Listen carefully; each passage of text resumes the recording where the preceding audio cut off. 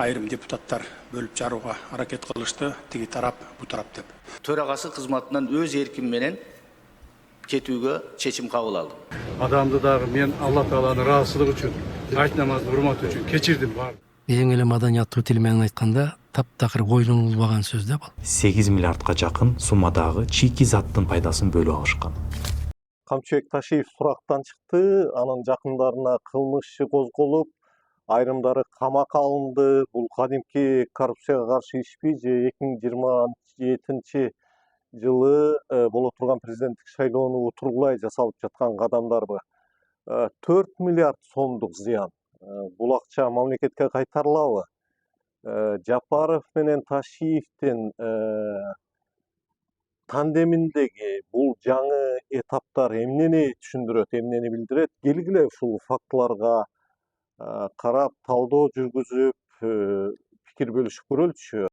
Камчыбек Ташиев Кыргызстандын улуттук коопсуздук мамлекеттик комитетинин төрагалыгынан кеткен 10 февралдан бери Кыргызстанда албетте көп нерсе өзгөргөн, бирок салык кызматы мына Кыргыз нефтегаз ишканасын текшерип, болгондо да зыян 4,2 миллиард сомдук көлөмдө экендигин айткандан кийин көп нерсе өзгөрдү чындыгында.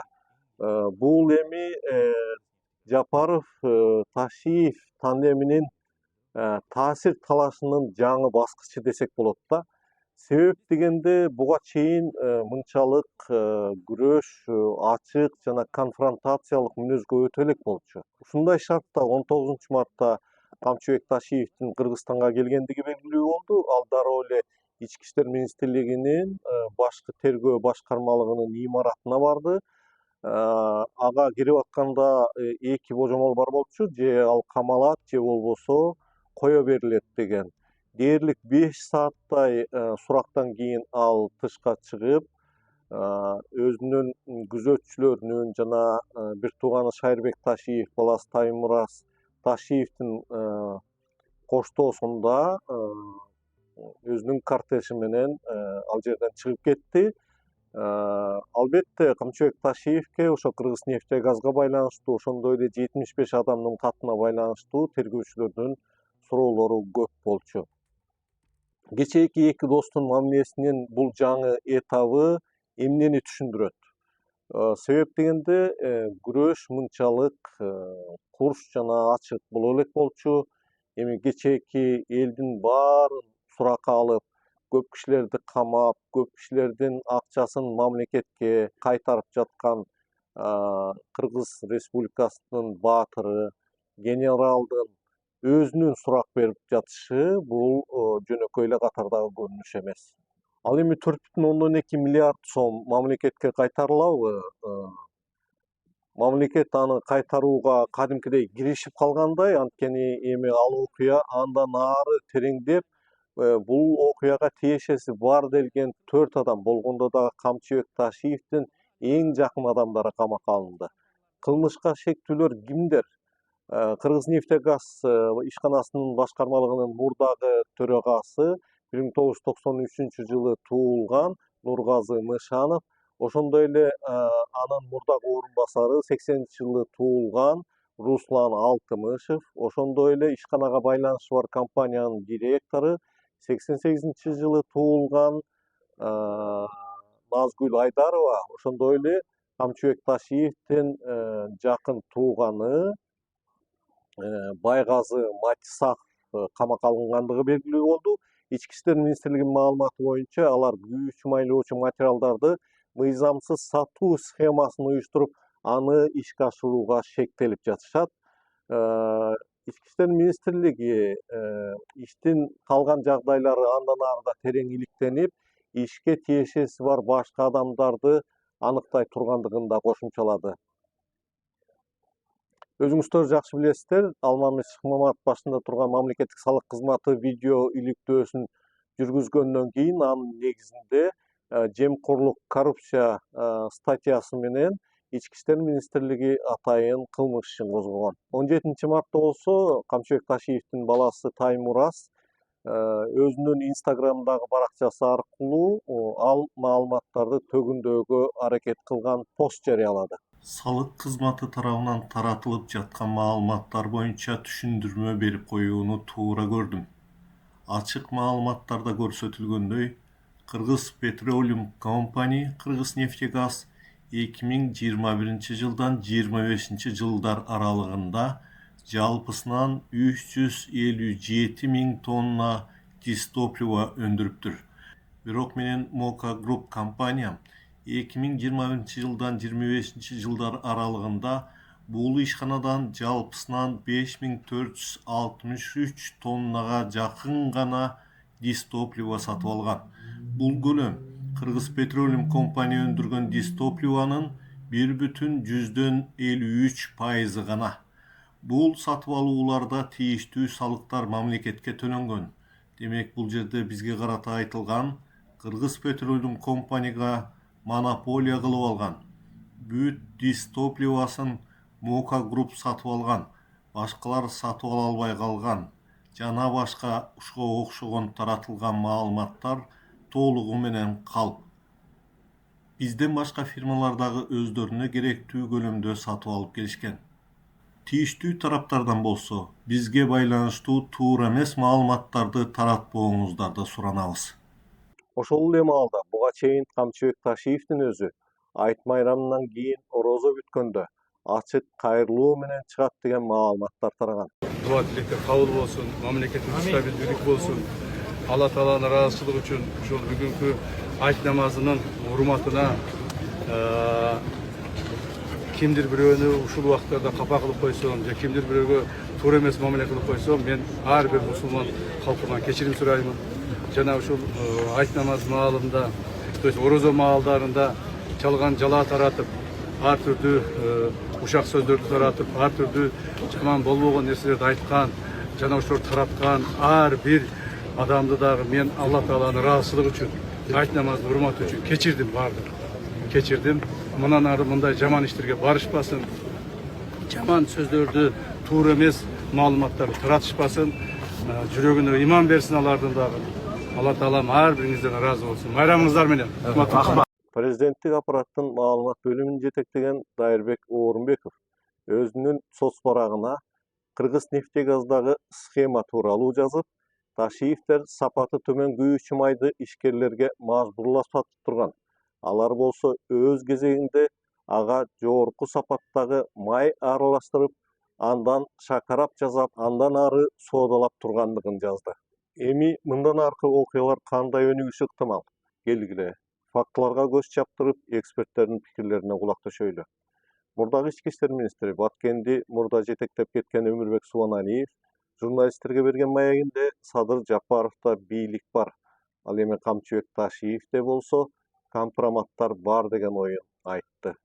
Кантип бул ситуациядан Садыр Жапаров чыгат? Анткени Садыр Жапаровга Ташиев аябай чоң проблема. Компромат материалдары бүгүнкү күндө еще чыга элек. Бүгүнкү күндө. Ташиев 5 жыл ГКМБны башкарды. Бул чын эле компроматтардын бүт чогула турган жери бул ГКМБ. Ташиевдин өзү саясатчы Ташиев. Бул билет. Ошон үчүн Ташиевде компроматериал деген толтура. Мен ойлойм, потому что компроматериал согушу алдыда. Анткени компроматериалды качан чыгарат? Өз убагында, керек убакта эффект болуш үчүн чыгарат. Ошондон улам окуя мындан ары кандай өнүгүшү ыктымал? Бул суроо көпчүлүктүн бүйүрүн кызытып турган чак. Камчыбек Ташиевдин өзү 10 февралдан кийин кызматтан кеткени ага күтүүсүз болгондугун айтып, ооруканада дарыланып жатканына карабай Германиядан Кыргызстанга тез арада келген. Бирок ал ирет эч бир маалымат, эч бир кайрылуу жасабастан Кыргызстандан кайра эле тез арада чыгып кеткен. Андан бери кыргыз саясат ордосунда көп өзгөрүүлөр болду. Тагыраагы президент Садыр Жапаров чукул жана күчтүү чечимдерди кабыл алып, чечкиндүү кадамдарга барды. Биринчиден, улуттук коопсуздук кызматындагы кадрдык тазалоо. Президент мекеменин жетекчилигин толук алмаштырды. Анын курамындагы мамлекеттик күзөт жана мамлекеттик чек ара кызматтарын УКМКнын курамынан чыгарып, түз башкаруусуна өткөрдү. Бул иш-чарадан баарынан мурда ал өзүнүн жеке коопсуздугун, бийлик коопсуздугун жеке өз көзөмөлгө алгандыгын билдирет. Себеби мамлекет башчысын кайтаруу бийликтеги эң маанилүү участоктордун бири экендиги белгилүү. Мисалы, Венесуэланын мурдалган президенти Мадуро тууралуу маалыматтарды анын жакын эле адамдары, анын ичинде жан сакчылары сатып жибергендигин АКШнын бийликтери ачыктады. Экинчиден, жогорку кеңеште шайланып келгендигин жаңыдан эле жууп майлап бүткөн айрым депутаттар депутаттык мандатынан ажырап жатат. Болгондо дагы өз ыктыяры менен арызын жазышууда. Кеткен депутаттардын дээрлик баардыгы Камчыбек Ташиевдин командасында экендиги айтылууда. Алар кимдер? Элдар Сулайманов, Нурланбек Тургунбек уулу, Кундузбек Сулайманов, Шайырбек Ташиев, Кубанычбек Коңгантиев, Курманкул Зулушев, Нурланбек Азгалиев жана Гүлсүмкан Жунушалиева.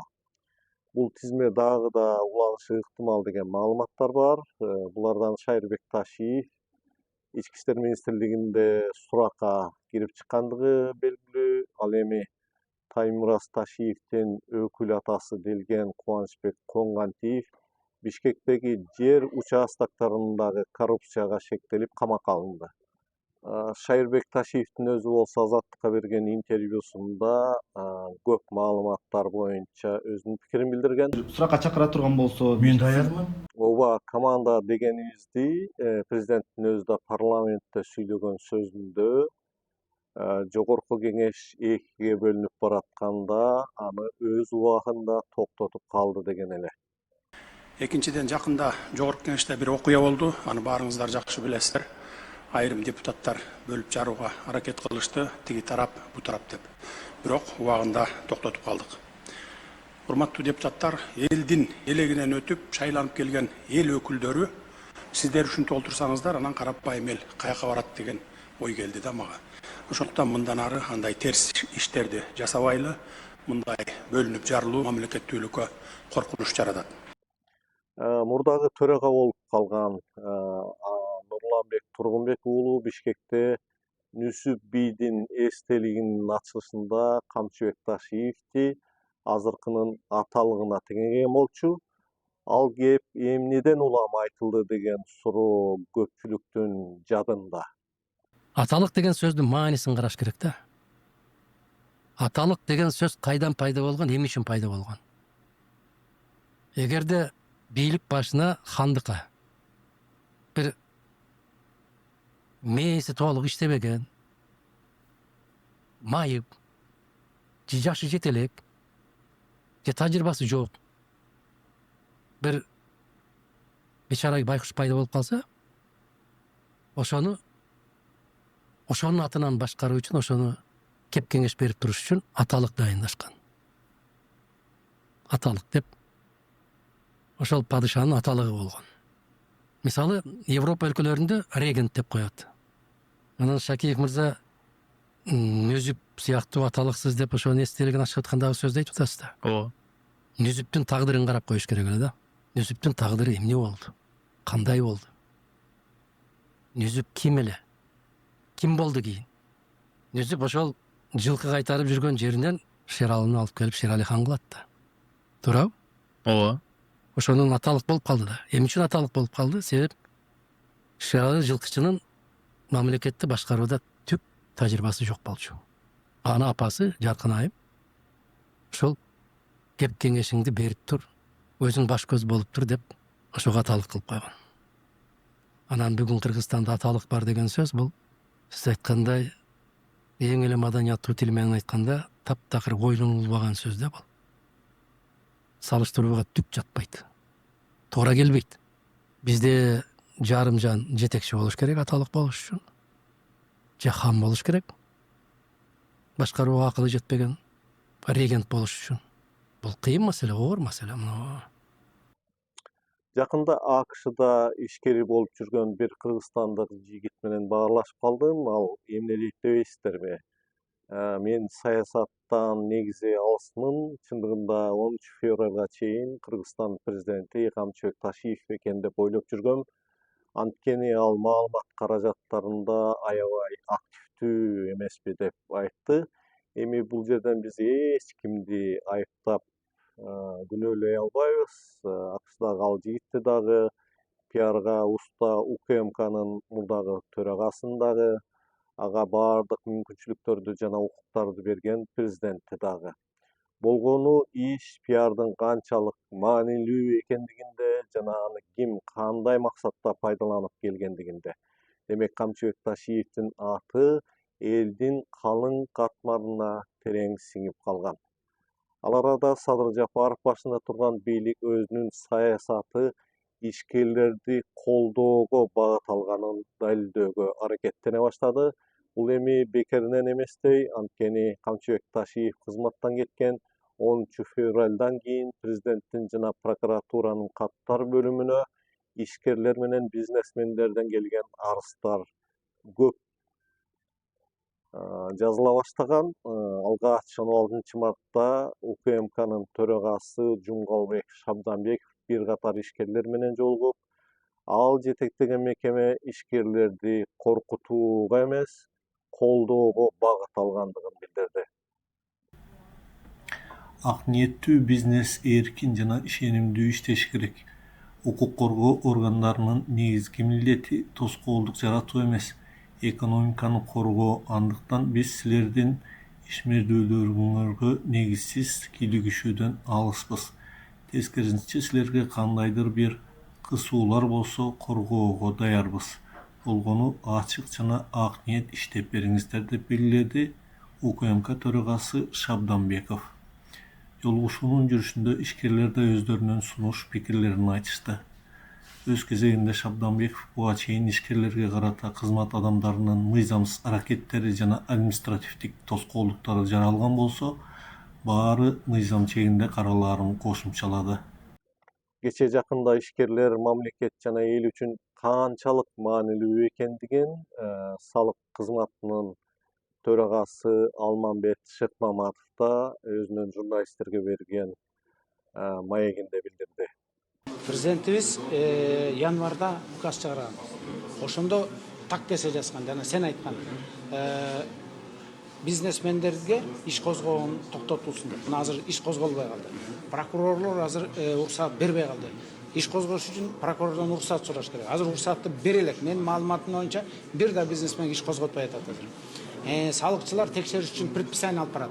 Ага да прокурорлор азыр уруксат бербей эле. То есть президентибиздин указы бизнесмендерди текшербегиле, ашөпкө кыйнабагыла, кустуризацияны токтоткула, кыйнабагыла, жеке менчик адам укугунун баягы ажырагыс бөлүгү жеке менчигине асылбагыла, бизнес өнүксүн, бизнес өнүккөн мамлекетте эл бактылуу жашайт.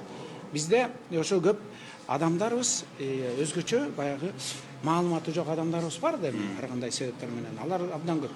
Алар баягы бизнесмендерди камаса, соттосо, мүлкүн тартып алса кол чабып атпайбы? Бирок алар орусча айтканда өзүлөрү отурган бакты өзлөрү кыркып атат. Анткени ал бүгүн кол чабып аткан менен эртең алар жакырчылыкка кирет. Эртең ал мамлекетте салык түшүп кетет. Эртең ал мамлекеттен бизнесмендер качып кетет. Эртең ал мамлекет бизнес кылууга ыңгайсыз шарт болуп биз мына байды соктуң, байды талкаладың, мүлкүн тартып алдың дейт. Ал бир күн, балким бир күн аш болор. Ошону мүлкүн алып жеп коюш. Бирок келечекте бизнес өнүкпөгөн мамлекет түптөн түз жакырчылыкка барып такалабыз. Ошол эле маалда Эду деген каймана аты бар. УКМКнын Бишкек башкармалыгынын мурдагы жетекчиси Элдар Жакыпбековго жакын адамдарды камоо дагы да уланууда. Жакыпбековдун өзү 16 февралда камакка алынган. Кече жакында УКМКнын Чолпон Ата шаардык башкармалыгынын жетекчиси аскер прокуратурасы тарабынан коррупция беренеси менен козголгон кылмыш ишинин алкагында камакка алынды.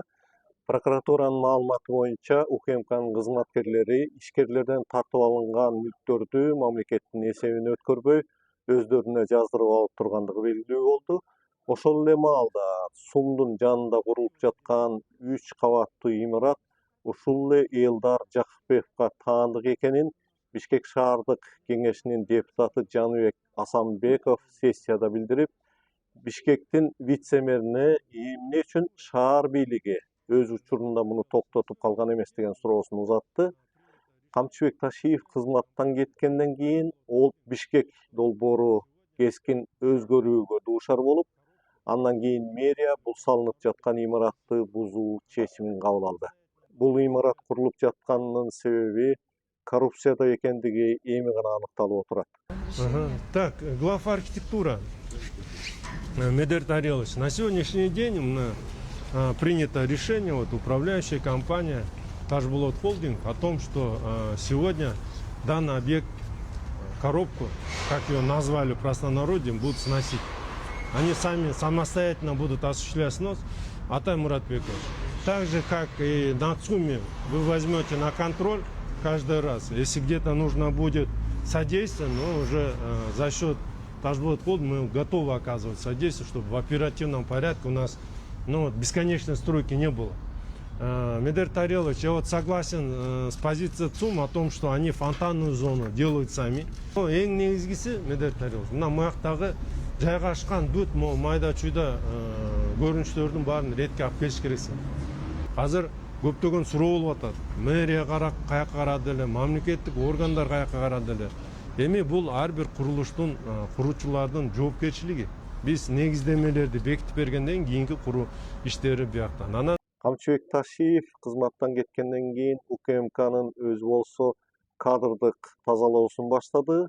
Мекеме ички иликтөө өткөрүп, анын жыйынтыгында бир катар кызматкерлер жумуштан алынып, иштен кетип, дагы бир канчасы кызматынан төмөндөтүлгөндүгү белгилүү болду. Депутат Эльвира Сурабалдиева болсо ишкерлерден канча мүлк тартылып алынганын, анын канчасы мамлекетке өткөнүн ачыктап, кенен маалымат берүү маселесин көтөргөн. УКМК тарабынан аябай көп кемчиликтер кеткен. Азыр жаңы жетекчиликке да кайрылам, сизден да суранам. Арыз муун менен кайрылгандан корккон жарандар көп болуп атат. Ишкерлер көбүнчөсү тоноп оокатын алып койгондор көп экен. Ошол ички иштер министри УКМКнын катарындагы адамдар экен. Кызматтан алынган адамдардын да фамилиясы. Анын баары сиз угат болуш керексиз. Бирок деген ал ишкерлерге ачык жазгыла десем, эми ошол эле адамдардын иштери, туугандары прокуратурада иштейт экен, администрация президенти да иштейт экен. Бишкек шаары ушунчалык кичинекей, тууган тушкандары менен элди, ишкерлерди тоноп, аягында деген эл ошол иштеп жаткан жарандарыбыз коркуп, арыздангандан да коркушат. Эгер ошол адамдар арыз мундарын жазса, мен бул каттарды сизге түзмө-түз жөнөтөм. Кабыл алыңыздар деп да суранам да. Аябай көп учурлар болуп атат. Анан суранат элем, мамлекетке өткөрүлгөн мүлк боюнча УКМК расмий тизмени жарыялаш керек.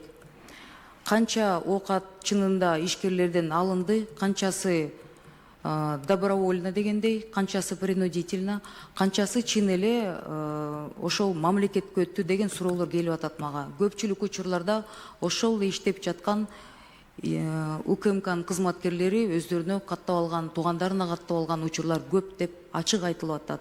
Бирок муну деген президентибизге жеткирип койгула, арызданганда биз коркуп атабыз, азыр деле коркуп атабыз деп атышат. Рахмат. Ишкерлерге иш козголор боюнча мен бардыгын айттым. Прокуратурага, Ички иштер министрлигине, улуттук коопсуздук кызматынын жетекчилерине. Арыздар түстө алгыла дагы калыс текшергиле, калыс текшерип туруп, анан адилет чечим чыгаргыла деп. Сиз айтып аткан жарымын өзлөрүнө алып, жарымын мамлекетке өткөргөн деп аткан боюнча дагы айттым. Аны да иликтеп көргүлө дагы, ким жарымын чөнтөгүнө алып алган болсо, аны кайтартып мамлекетке бергиле деп. Ким эгерде алып алып, бирөөнүн атына жамынып алып, акчаларын алабы, үйүн алабы, мүлкүн алабы, бизнесин тартып алабы, кайтартып берип койгула деп азыр ошонун үстүндө иштеп атат. Ал эми мамлекетке өткөн мүлктөр боюнча болсо, буну баардыгын ревизия кылып бүткөндөн кийин анан чыгарабыз. Ушу жылдын аягына барып бүтөт го, анткени жерлер бар аякта, баягы мамлекетке кайра кайтарылган, бала бакчалар бар, мекемелер, заводдор бар. Ал акчалай эле өткөн эмес. Ошон үчүн алардын баарын ревизия кылып туруп, анан так суммасын айтабыз. Ушундай эле пикирди Өмүрбек Субаналиев дагы айтып, ишкерлерден УКМК конфискациялап мамлекетке өттү делген мүлктөрдүн тизмесин Каржы министрлиги сыяктуу УКМКдан башка мекемелер элге жарыялаш керектигин айтты.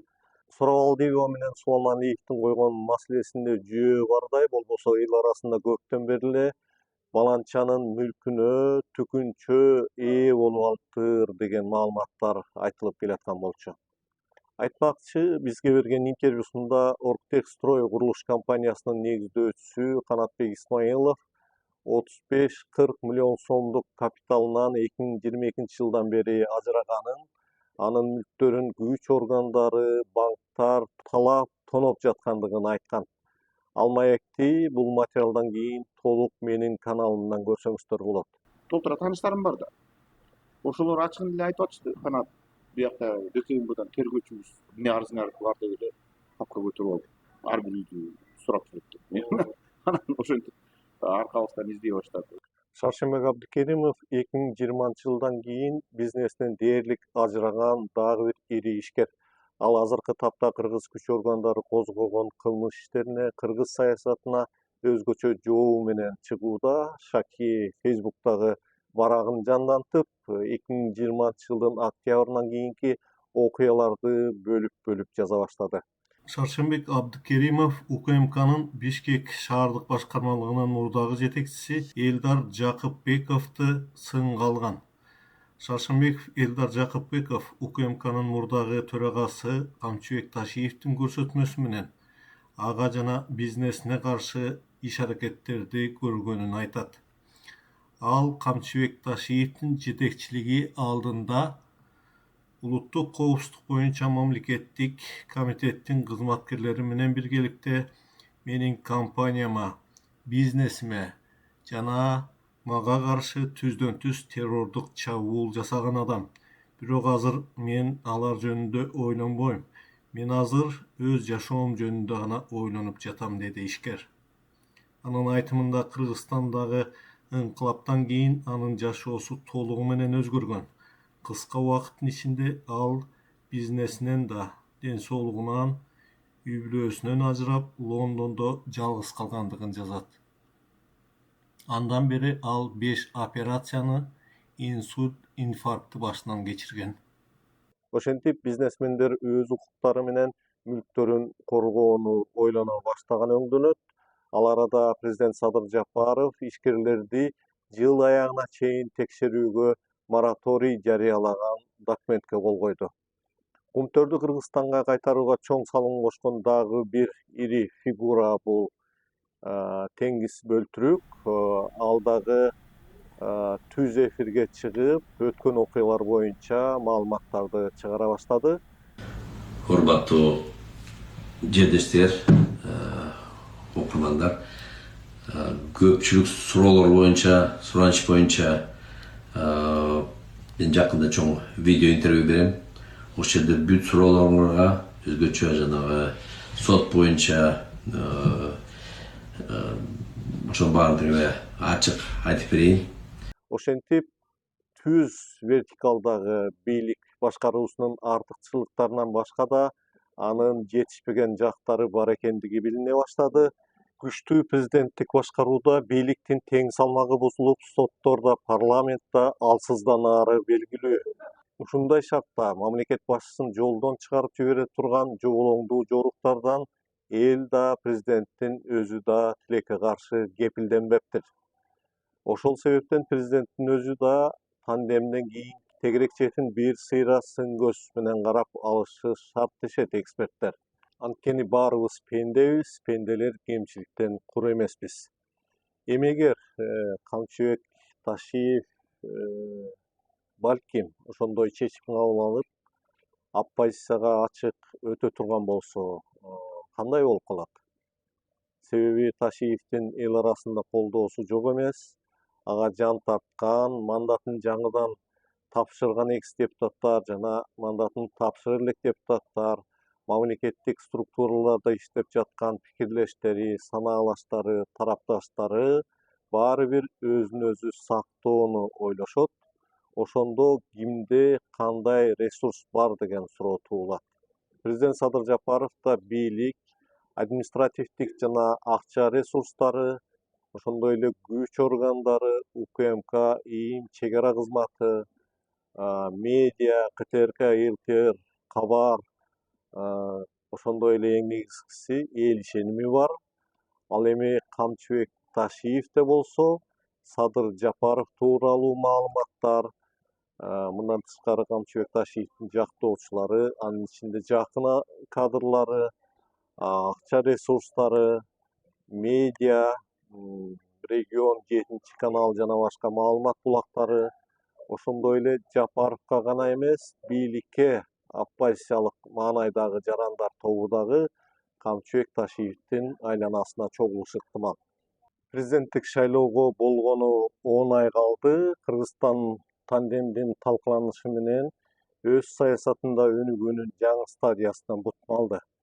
Садыр Жапаровдун алдында да президенттик биринчи мүнөттүн алкагында берген убада сөздөрү бар. Анын канчасы кандай аткарылды, буга анын оппоненттеринен тышкары калдайган калың эл да кызыгып тургандыгы белгилүү. Ошол себептен Садыр Жапаровдо жыл аягына чейин убакыт аз.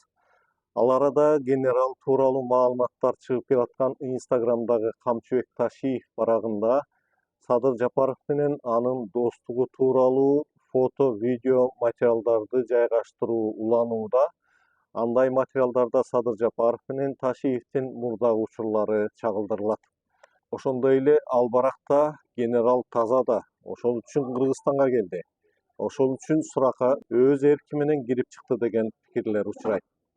Камчыбек Ташиевдин барагында дагы бир сүрөт бар. Анда Садыр Жапаров, Камчыбек Ташиев, Танат Мамытов, Курманкул Зулушев жана азыркы жогорку соттун төрагасы тартылган. Бул сүрөткө карата мурдагы депутат Надира Нарматова чоң пост жазып, баарын кайрадан Садыр Жапаровдун тегерегине биригүүгө, Садыр Жапаровду болсо кечиримдүү, айкөл болууга, достукка бекем болууга чакырган. Нарматованын ал постуна президенттин мурдагы кеңешчиси Адинай Марипова Фейсбукка пост чыгарып, мындай бир окуяны эскерген. Сөздү убагында айтпаса сөз атасы өлүптүр дейт. Андыктан Надира Нарматова эжебиздин бул постунан кийин бир нерсеге токтолуп кетейин. Садыр Жапаровдун тун баласы Дастандын өмүрүнүн акыркы жылдары жанында эң көп болгон адам катары шеф тапшырмаларды көбүскө берчү, чогуу аткарчубуз, көп окуяларды билчүмүн. Калыстык үчүн айтып коеюн. 2014-жылы Садырова чет өлкөдө жүргөн кези Дастан менен адаттагыдай жолугуп калсак өтө ойлуу, кайгырып алган экен. Адатта тамашалашып сүйлөгөн, жаркылдап турган досумду көрүп чочуп кеттим да. Нуркожо атанын ден соолугу жакшыбы? Кадижан апа оорубай элеби? Эмнеге маанайың жок деп сурадым. Кудайга шүгүр, алар жакшы. Ади шеф, Садыр абаны шеф деп айтчу. Баланча сүрөттө тургандардын бири. Менен сүйлөшүшүм керек деди эле, номерин өзгөрткөн окшойт. Чала албаганыбыздан үйүнө барып, менин телефонумдан Viber менен сүйлөштүрүп коеюн десем, Дастан, мен бийлик менен тил табышып, ыңлага келишип алдым эле. Азыр атаң менен байланыссам мага зыяны тиет. Сүйлөшө албайм, мени издебесин. Туура түшүндүрүп кой деди. Эми бул сөздөрүн шефке кантип айтам? Анын маанайын бузгум келбейт деди. Ойдастык, ушуга да ошончо кайгырасыңбы? Болгон болгондой айтасың. Пенделер ушундай болот. Сага күн тийип турганда айланчыктап жаныңдан чыкпайт. Өндөр жааганда артын карабай качышат. Бул нормалдуу көрүнүш. Андан көрө эртең Садырова президент болуп, учурунда сүйлөшүүдөн качкандар этегине намаз окуп калышкан күн эртерээк келишин тилейли. Мен ишенем, буюрса Садырова сөзсүз президент болот десем, жылмайып Ади не бытовой оптимизм деген. Айтайын дегеним, сүрөттөгүлөрдүн баары ар дайым кыйын күндөрдө колдоп турушкан деген сөз жалган. Садыр Жапаровду баланча же түкүнчө президент кылды деген сөздү айткан өзү туура эмес. Баары Алладан болот. Адамдын тагдыры түйүлдүк кезинде эле жазылат. Аны эч ким эч кандай өзгөртө албайт. Кудайдын мээри түшкөн адам гана хан болот, пенделер жөн гана себепчи. Садыр Жапаров жакшылыкты билген инсан катары баарына ыраазычылыгын билдирип, эмгектерин баалады. Албетте саясатта да, турмушта да өйдө төмөн окуялар болот. Бирок Кыргызстан баары бир эми 75 адамдын катынан кийин мурдагы абалына кайтып бара албайт. Анткени көп нерсе өзгөрдү андан бери, дагы да саясатта көп нерсе өзгөрүшү ыктымал. Анткени Ош менен Манас шаарларында эки шаардын мурдагы жетекчилери баштаган курулуштар курулуш министрлиги эмес, президенттин да баш оорусуна айланып, аларды ойлондуруп жаткан убак. Токторбаевдин ооз-2 тапшырмасы менен салынган бүтүп бүтпөгөн курулуштарга катышкан 40 компания Ошту түп көтөрүп жибергендиги белгилүү. Башкы пландары, долбоору, QR коддору жок, уруксатсыз эле ооз-2 тапшырмалары менен башталган миллиарддаган суммалык курулуш иштери параллель бийлик бутагынын башаламан иш экендиги айтылууда. Бир эле Манас шаарында 30тан ашуун курулуштар эми гана министрликтин карамагына өтүүдө. Ал эми бюджети миллиарддаган сомду чапчыган филармонияда министрликтин макулдугу жок эле башталып жатканы көпчүлүктү таң калтырды. Кыргыз Республикасынын президенти урматтуу Садыр Нуркожоевичке биз жеткирдик. Урматтуу президентибиздин атайын тапшырмасына ылайык бүгүнкү күндө баардык курулуштар боюнча тийиштүү биз көрсөтмөлөрдү алып келдик. Ал көрсөтмөлөргө ылайык биз жумушту эки этапка бөлөбүз. Биринчи этабы бул курулуштар жүрүп аткан, бирок аягына чыга элек объектилер боюнча баардык объектилер курулуш министрлигинин карамагына өтөт. Жана ошол курулуш министрлиги тарабынан баардык иштер аягына чыгарылып, тийиштүү документтердин баардыгы чогултулуп, акча каражаттарын туура сарптоо боюнча дагы биз иштерди алып барабыз. Бүт контролдуп жакын арада проектин чыгарабыз. Сиз менен официалдуу түрдө договор түзөбүз. Дальше улантып бересиз. Бизге ошо гарантиялар керек эле да. Смена мэра выявила ряд незаконных действий в сфере строительства. Выяснилось, что некоторые объекты, будь то дороги, парки, тротуары, школы или детские сады, начинали фактически по устной договоренности. На эти средства можно было бы возвести как минимум 14 крупных школ. При этом в Джалабадской области ощущается острый дефицит образовательных учреждений. В Джалабадской области 27 школ и 3 детсада в аварийном состоянии. Нерсе булардын баарын билген эмеспиз деген министр Орунтаевдин жүйөсү канчалык орундуу деген суроо туулат.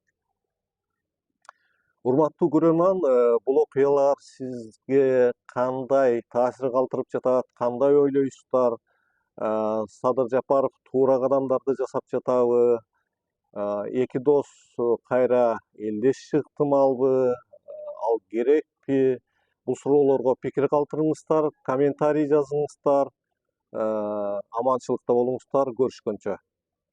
Урматтуу көрүүчүм, менин каналымдагы биринчи видеом дээрлик 100 000 жолу көрүлдү.